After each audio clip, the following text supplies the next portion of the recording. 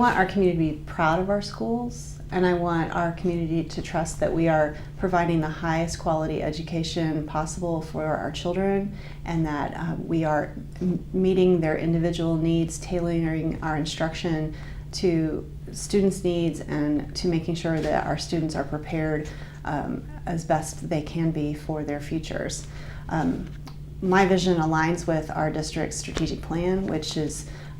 has several components: having a cohesive curriculum, high quality instructors, having data-driven decisions, making sure that we are meeting our students' needs around mental health, safety, and security, and all of those things, looking at all of those things through a lens of equity to ensure that we are doing all the things that we can do to bring all of our students skills and abilities and prepare them for the future.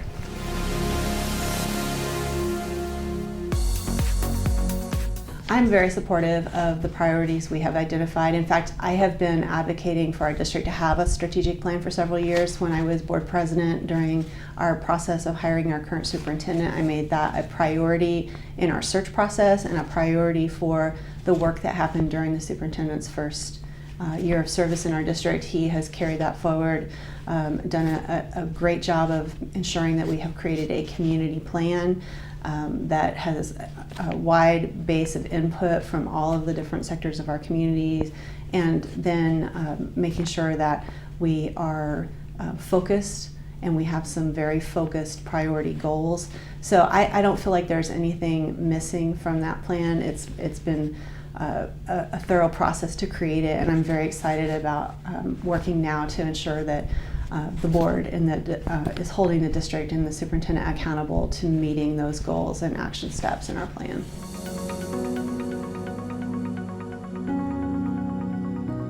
So the role of the board is to set policy and create the vision and mission and goals for the district. The superintendent's role then is to take that direction and to implement policy,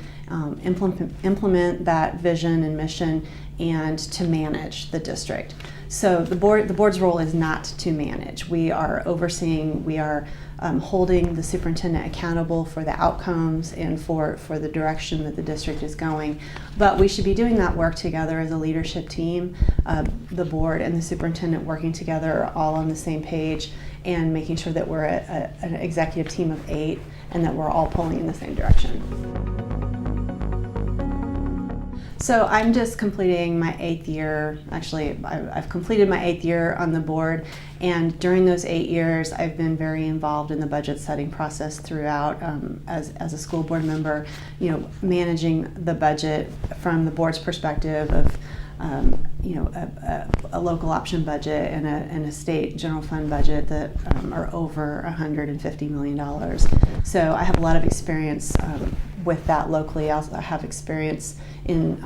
and expertise in school finance and policy through the advocacy work that I've done on behalf of our board to the state legislature, and then on behalf of the Kansas Association of School Boards. In my current role, I've been a board member of that association for 4 years, and I'm currently the statewide president. And so a large part of the work we do there is advocacy around school finance in particular over the last few years, and so I've developed a lot of expertise and experience in that area. So I wouldn't necessarily advocate for specific classes, but I would like for us to find a way to weave a greater emphasis into our existing curriculum and the skills that we are teaching our students around civics. I think that is an area that, unfortunately, because of the emphasis over the last 20 years on reading and math as the things that everybody measures and tests, that we have gotten away from a focus of education that teaches students how to be good civic participants. So I would like for us to move back in that direction, and I think that the direction that the State Board of Education has gone with its school redesign plans and its accreditation plans and its focus on reducing the testing burden on local districts really supports that. Another area I think that we do need to work on would be financial literacy skills and life skills, and that also aligns with the state board's vision of making sure our students have soft skills that prepare them to be good employees and good participants in the community. And then finally, something that we do have an emphasis on, but I would like to continue to develop that emphasis, would be around social and emotional support and skills for our students, just really helping them learn how to better manage all of the things that are going on in their lives, in our culture, in our society, and develop skills to successfully navigate that. And all of those things, being done throughout the curriculum, rather than having it be, well, you take this semester-long or year-long class and now you're done. So really a focus on integrating those things into the work we do.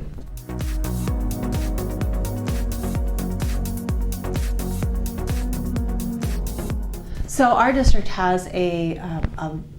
great deal of options for students in CTE. We have 14 or more career pathways, and all of those career pathways include an introductory course that is taught at each of the high schools. And so, over the course of their 4 years in high school, I expect that most students are taking at least one of those introductory courses. And I think that rather than requiring that students take a particular kind or level of course, I would like for them to continue to have the flexibility to try out, because one of the things about those CTE and the pathway courses is that you can take the introductory course in biomedicine and decide, that's maybe not really where I want to go. I'm going to take the introductory course in fine arts and media instead, and giving students that opportunity to experiment and learn about what they are really interested in, I think is important. So I think we need to continue to encourage students to take advantage of those options, and that's a huge component of that individualized plan of learning that we are going to provide for each student as they move K through 12 in our district.